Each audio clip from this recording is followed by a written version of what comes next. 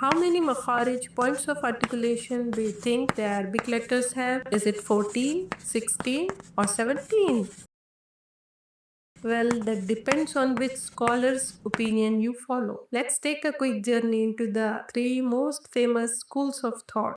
Let's talk about the first and most famous opinion by Khalil ibn Ahmad. He said there are 17 specific makharij. We start from the halaq, the throat. There are 3 makharij for 6 letters, 2 letters from each part, top, middle and bottom. Now the lisan, the tongue, has 10 makharij in total. From the back, 2 letters, from the middle, 3 letters, from the side, 2 letters, from the tip, 11 letters. Next, the shafatan, the lips, they give us 4 letters from 2 places. Then we have the khayshum, the nose, 1 makhraj only for ghunna. And last, the jaw, the empty space in the mouth. It has 1 makhraj for the mad letters, alif maddiya, waw maddiya and ya maddiya.